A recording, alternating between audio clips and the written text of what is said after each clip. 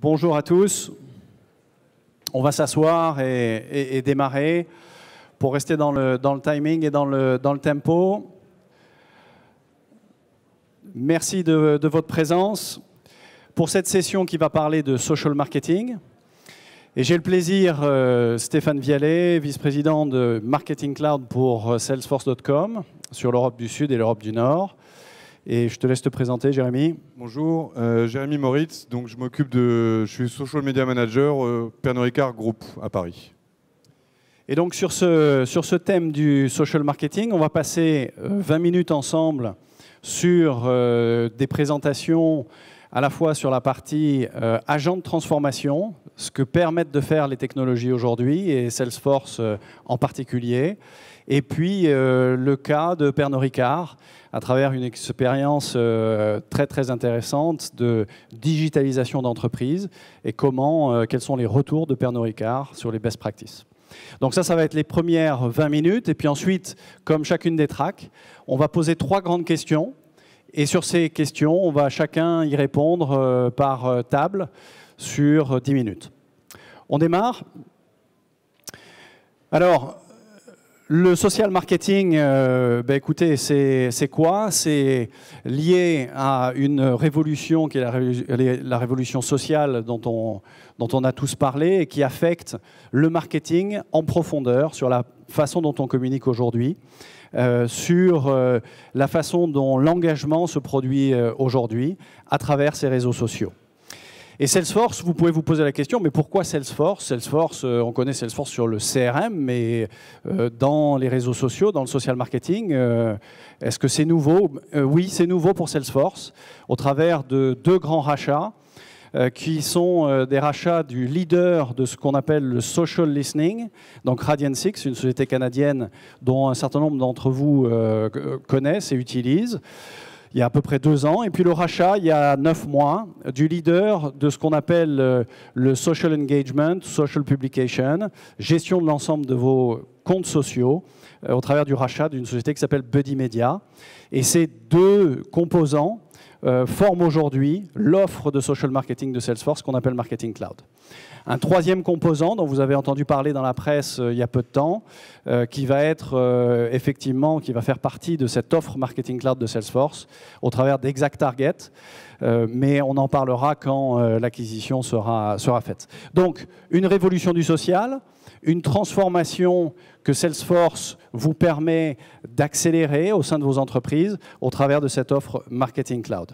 Alors les enjeux du social, pas la peine d'en parler trop ici, on est tous des spécialistes, mais simplement quelques chiffres. 60% des internautes sont sur le social aujourd'hui. Ils parlent de vos marques continuellement et de nos sociétés continuellement. Si vous savez les adresser, vous avez des opportunités commerciales évidentes.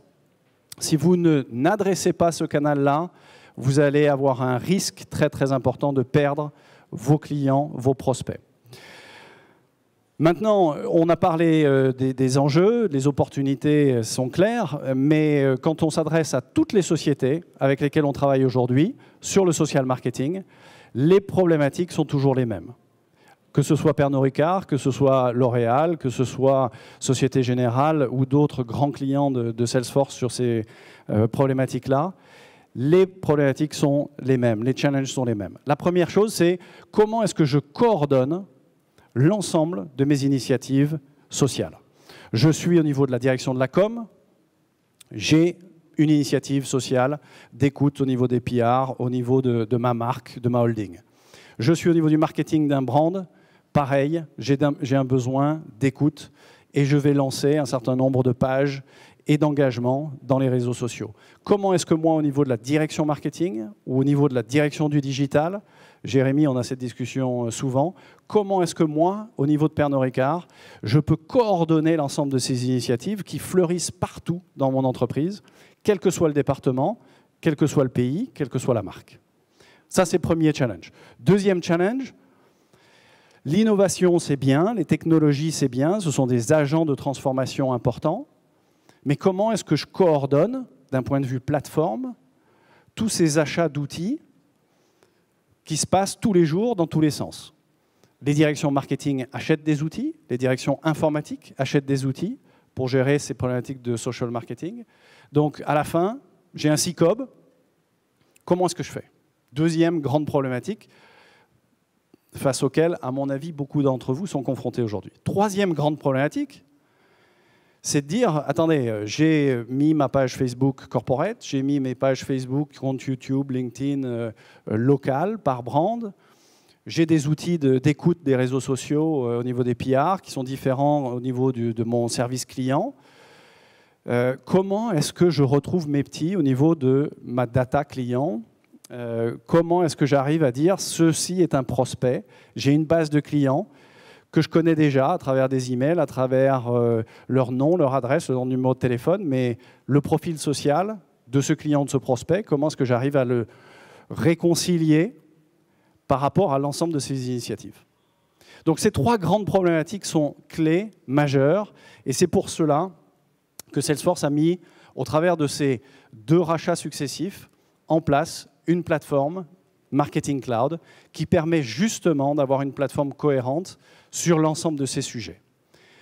Les stratégies de social marketing commencent toutes par une stratégie d'écoute des réseaux sociaux et donc le rachat de Radian6, une stratégie de présence dans les réseaux sociaux et d'engagement, le rachat de Buddy Media, et une stratégie d'amplification qui est la dernière composante de notre offre Marketing Cloud, qui s'appelle social.com. C'est je veux être capable d'amplifier mon message et d'aller chercher via les réseaux sociaux, à travers de la publicité targetée, des audiences que je n'arrive pas à joindre via les canaux traditionnels. Et tout cela intégré pour des raisons d'industrialisation, pour des questions d'historique de ma relation client, intégré à votre CRM, à votre vue 360 du client.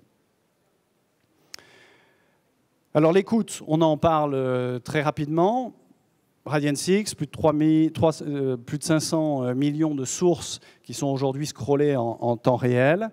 Certains d'entre vous connaissent déjà bien Radian6, que ce soit du côté agence ou du côté société. Encore une fois, l'écoute c'est bien, mais à partir du moment où vous avez la capacité d'industrialiser cette écoute, de l'intégrer à vos processus, que ce soit des processus de gestion des réclamations, si vous écoutez des choses négatives, il faut les traiter, que ce soit l'intégration à des processus de génération de leads et de vente, si vous écoutez des choses qui vous permettent d'identifier de nouvelles opportunités business, intégrez-les à vos processus et à vos organisations. L'engagement, comment est-ce que je gère l'ensemble de mes présences sociales, globales, locales, quels que soient les réseaux sociaux, et l'amplification au travers de social.com pour, là encore, être capable d'aller chercher des audiences que vous n'avez pas dans vos canaux traditionnels et qui ne viennent pas directement chez vous, sur vos comptes Facebook, YouTube ou LinkedIn, mais que vous devez aller chercher via de la publicité. Alors pour illustrer ça, une petite vidéo et vous aurez tout compris. De la puissance des réseaux sociaux pour écouter vos clients, publier du contenu intéressant et faire de la publicité auprès de nouvelles cibles. Le Salesforce Marketing Cloud vous permet d'interagir avec vos clients et d'en faire vos ambassadeurs, le tout depuis une seule et même plateforme. Que disent les internautes sur votre entreprise? Écoutez vos clients et interagissez avec eux en temps réel. Gagnez leur confiance à chaque point de contact. Écoutez chaque nuance. Identifiez leur profil démographique, les canaux qu'ils utilisent pour parler de votre entreprise et de vos produits, et leurs impressions face à vos propres actions. Grâce à ces données, créez du contenu en quelques glissés-déplacés, puis publiez-le en quelques clics sur votre site web, vos réseaux sociaux et vos solutions mobiles. Vous touchez plus de monde de manière plus pertinente. Ils partagent ainsi votre contenu avec leurs proches. La voix de votre entreprise s'intensifie, vous touchez de nouveaux publics et développez votre base de clients. Votre équipe en charge de la publicité peut accroître ses résultats avec des annonces ciblées et personnalisées sur les réseaux sociaux. gérer simultanément des centaines de campagnes publicitaires, ciblant des zones géographiques et des centres d'intérêt précis. Tout est complètement intégré et vous pouvez toujours tout analyser et optimiser afin de dynamiser votre entreprise. Transformez vos données en action avec le Marketing Cloud.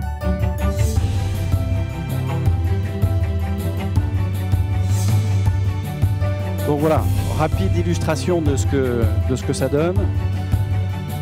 Maintenant, de façon plus intéressante, c'est quels sont nos clients en France auprès desquels vous pouvez parler de l'ensemble de ces implémentations. On a cité quelques noms, hein, entre L'Oréal, Gucci, on parlera bien sûr de Pernod, Nestlé, quel que soit le secteur bancaire, secteur des grands biens de consommation.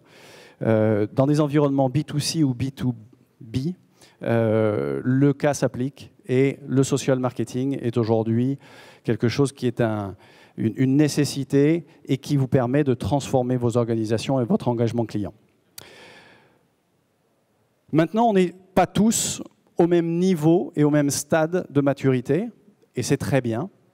Certains d'entre nous sont à des niveaux de maturité où on commence, on expérimente un certain nombre de choses. On a nos premières pages, nos premiers comptes, nos premiers outils d'écoute des réseaux sociaux, pas encore vraiment intégrés à nos process internes, à nos organisations, à nos systèmes. Certains d'entre vous sont par contre très intégrés, commencent à être très industriels, commencent à avoir une vision globale du sujet, Nestlé par exemple, mais allons chacun à notre rythme, on aura une solution pour chacun. Je parlais de Nestlé. L'exemple de Nestlé au niveau d'un command center dans le siège, c'est peut-être des vidéos ou des exemples dont vous avez entendu parler.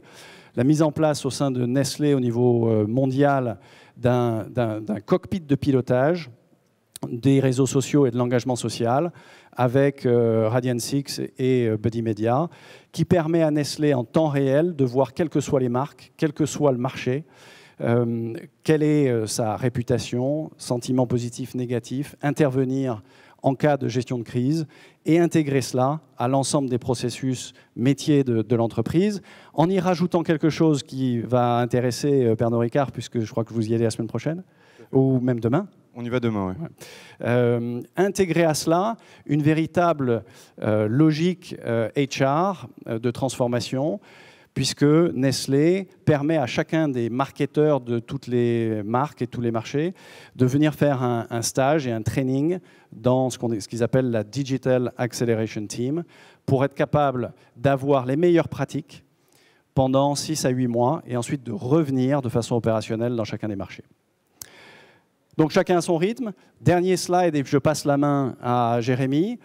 Pernod a mis en place Radian6 dans une logique d'écoute, et dans une logique d'écoute pour des fins business extrêmement précises, d'identification des influenceurs, identification des grandes tendances de marché, gestion des réclamations et gestion derrière des opportunités commerciales. Mais Jérémy, tu vas nous en dire un peu plus sur l'ensemble de la stratégie que tu as au niveau du groupe.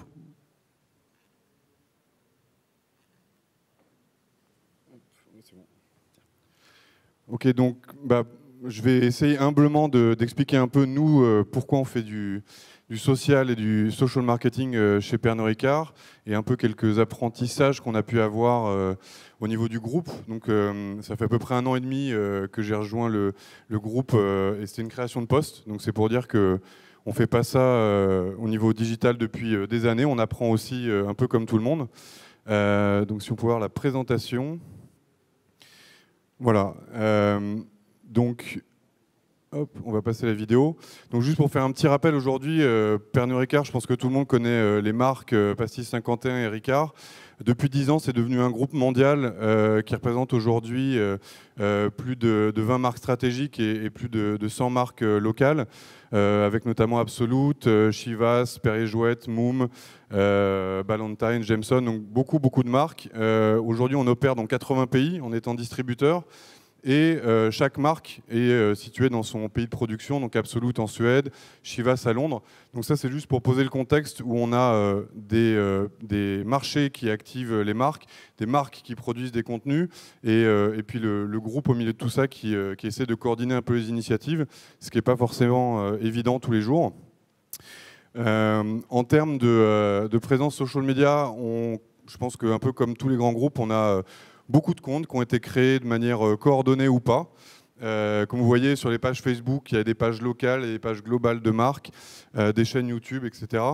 Donc on a des écosystèmes globaux et locaux qui vivent ensemble. Donc il y a eu toute une problématique aussi d'organiser un peu ces écosystèmes et de les faire se parler un peu plus.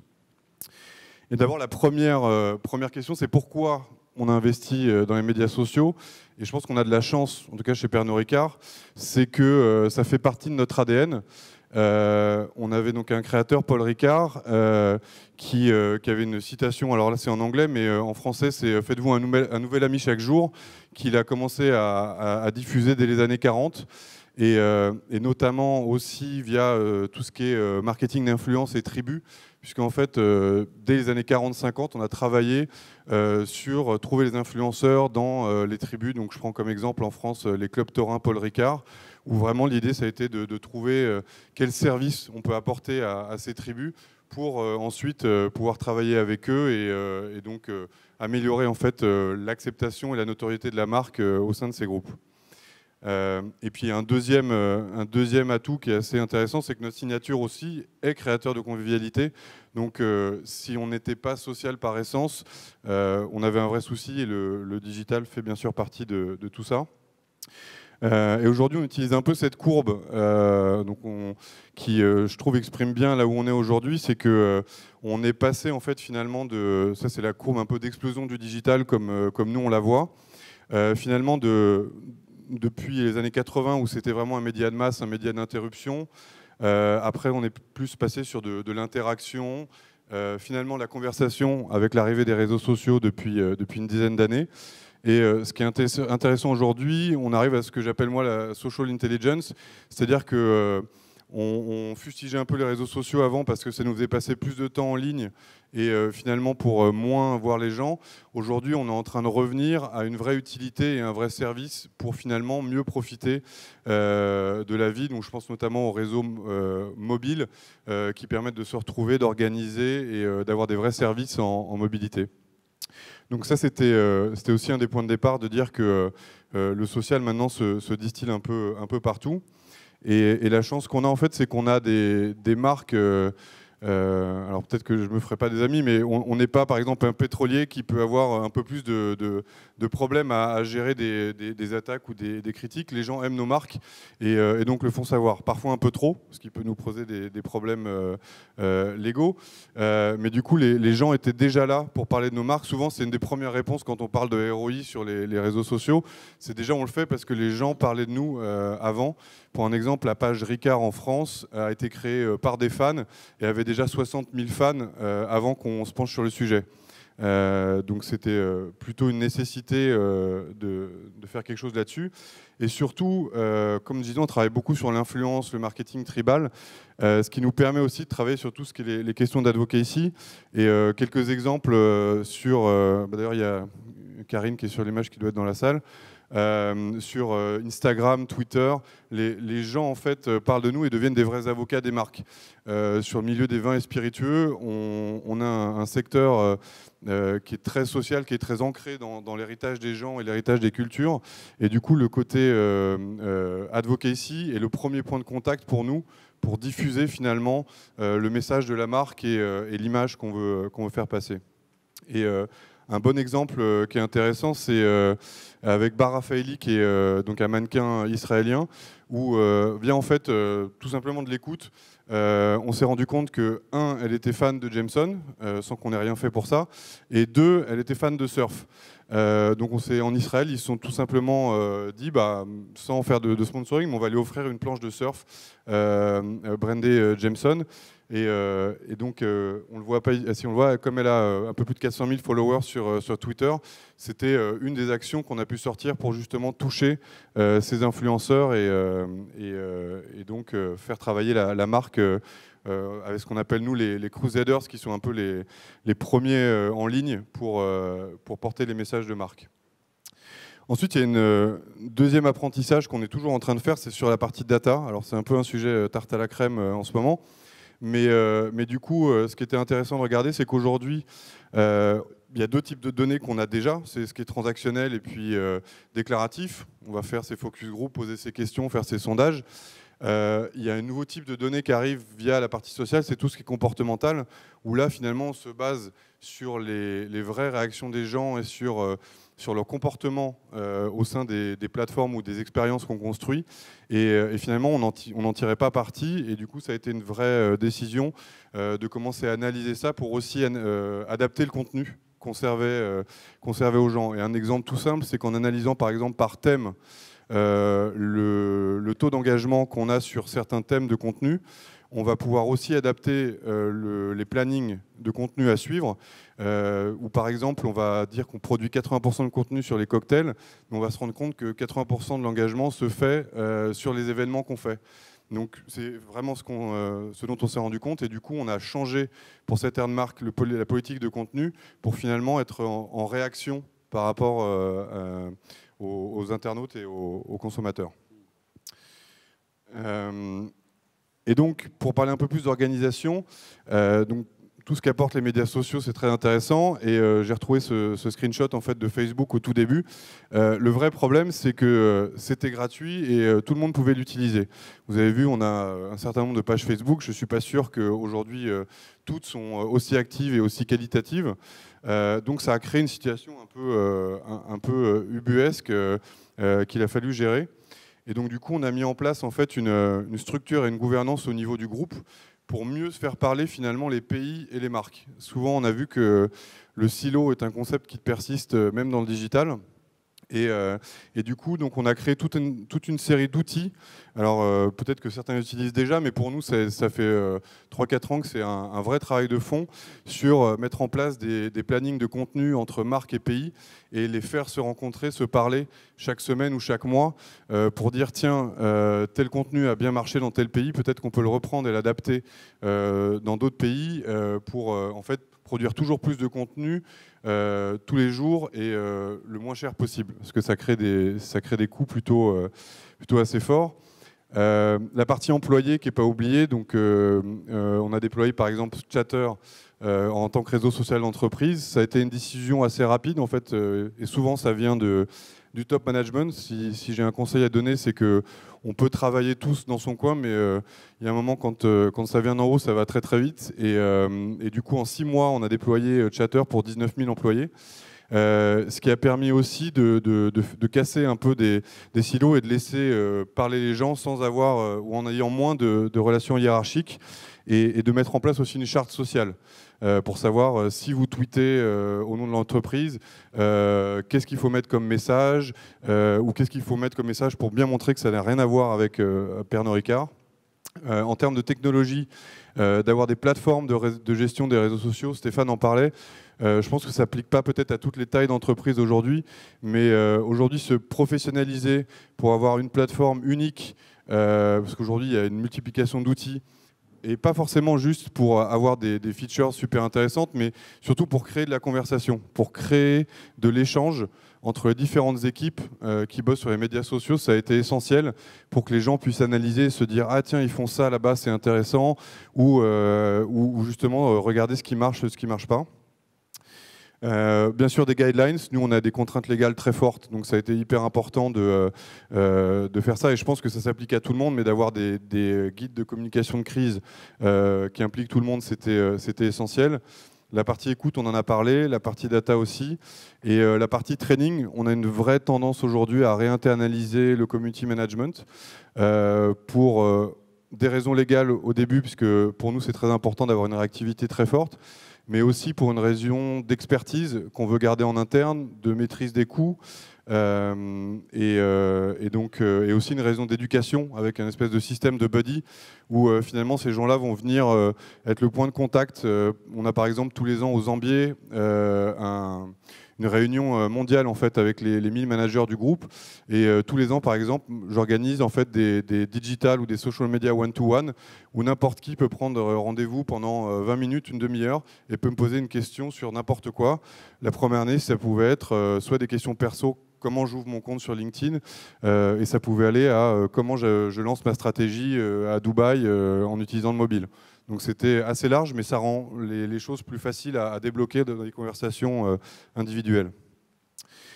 Donc après, je ne vais pas m'étendre sur la partie globale locale, mais c'est vrai que c'est un vrai enjeu, mais c'est une vraie opportunité en fait d'utiliser la connaissance des marchés et du local pour le faire rayonner ensuite sur le reste du monde, pour des économies de coûts, pour optimiser les meilleurs contenus et aussi pour que les équipes se parlent entre elles, parce qu'on a plus d'idées à plusieurs que tout seul dans son coin.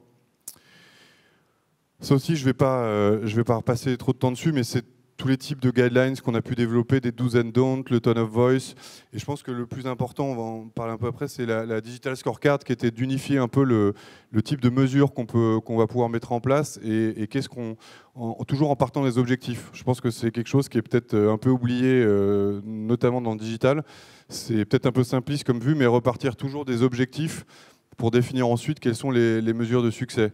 Et c'est une histoire vécue où souvent on a des résultats qui sont faits a posteriori. Enfin, et donc on a dit qu'on a atteint les objectifs, ce qui est assez facile puisque l'objectif a été fait à la fin de l'opération.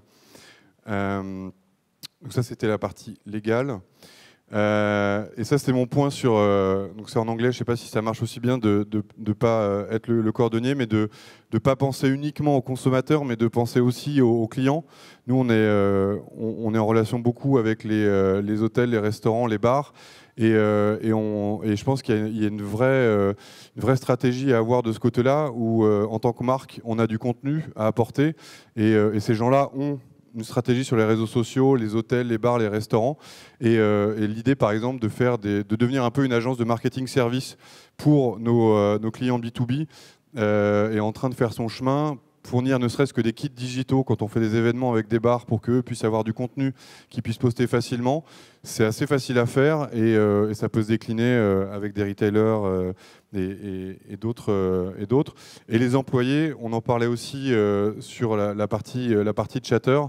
Et c'est vrai qu'en termes de collaboration, j'ai juste un exemple, je ne vais pas passer beaucoup plus de temps dessus, mais j'avais besoin de savoir quel était le trafic mobile sur tous nos sites dans le monde pour avoir un ordre d'idée. Est-ce qu'on est en retard, en avance par rapport à l'industrie? Si j'avais voulu le faire par mail ou par téléphone, je pense que ça m'aurait pris pas mal de temps. Et en fait, en créant juste un petit sondage sur Chatter, j'ai pu finalement en 2 jours avoir plus de 50 personnes différentes, pays ou marques qui m'ont répondu. Alors ça ne me donne pas une exhaustivité totale sur les résultats, mais en tout cas ça m'a permis d'avoir des vraies infos là-dessus. Et pour le coup, on parle aussi beaucoup de culture, de comment gérer la culture entre des gens qui sont digital natives et qui vont apporter le digital à l'entreprise, et puis des gens qui ne sont pas du tout, des commerciaux, enfin voilà. Et je pense que le réseau social permet d'aplanir un peu ces relations et aussi de créer des conversations avec des gens qui n'auraient pas forcément osé le faire au milieu d'une salle de réunion. Et donc ça permet un peu d'aplanir tout ça. Et je vais juste finir sur la partie ROI. C'est juste pour faire un point, alors je vais passer sur celle-là. C'est une vision que j'ai qui est peut-être un peu simpliste de comment on mesure la rentabilité sur les réseaux sociaux. Et moi, souvent, ce que je préconise, c'est on fait du marketing, même s'il a changé, ça reste du marketing. Et 2, il faut partir des objectifs. Donc, c'est juste pour illustrer un peu mon point. L'idée, c'est de dire que finalement, les objectifs restent à peu près les mêmes, qui est d'atteindre une audience plus ou moins ciblée, de vendre, de recruter dans ma base, de partager, donc d'avoir de l'advocacy sur mon contenu. Et en fait, finalement, si on y colle des KPI, c'est assez simple finalement de savoir ce qu'on veut. Et ça, en fait, je l'ai pas pris n'importe où aussi. J'ai Nokia qui m'a présenté un peu l'organisation de leur entreprise, qui ne va pas forcément très bien en ce moment. Mais ils avaient 9 consumer journées différentes, plein d'équipes qui géraient ça, et ils ont tout réorganisé pour simplifier. Et je pense que le mot simplifier aujourd'hui, c'est assez important sur la partie metrics, où c'est pas parce qu'on a 500 metrics disponibles qu'on est obligé de se servir de tout et que tout doit être mesuré. Donc, encore une fois, c'est discutable, ça peut être un peu simpliste comme vision, mais je pense que ça permet de reposer pas mal de bases. Et on en parlera sur la question sur les KPI dans un moment. Voilà, et juste pour finir, bon, c'était un peu la... Je pense que vous avez tous vu ces images qui montrent effectivement que le monde a un peu changé en termes d'utilisation des médias et ce qu'on en fait, et que du coup, le social, finalement, c'est pas que le marketing, c'est aussi l'entreprise, et puis finalement, c'est un peu tout le monde, et que finalement, nous, on aimerait bien passer, et c'est ce qu'on essaye de faire, de cette vision du marketing un peu vieille, à l'exemple que j'aime bien, qui est de Heinz, qui avait fait une opération où finalement ils avaient écouté les réseaux sociaux pour savoir qui était malade et pour finalement leur envoyer des soupes personnalisées à domicile pour qu'ils se sentent mieux. Voilà, c'était un exemple de ce qu'on pouvait faire. Voilà, merci. Merci Jérémy. Alors, devant cette introduction, 3 questions. Donc, sur lesquels on va travailler ensemble en petits groupes, là, dans les 30 minutes qui nous restent. Première question, quelle est votre stratégie d'écoute des réseaux sociaux? Comment et pourquoi faire? D'accord? Donc ça, c'est la première question. Et donc, on se laisse 10 minutes. Dans 10 minutes, je reprends la parole, ou 7 minutes, je reprends la parole pour la deuxième question. Donc, à vous de travailler par table, et puis nous, on va aller... vous rejoindre tout de suite. Donc, c'est bon pour la question? Quelle stratégie d'écoute? Pourquoi et comment?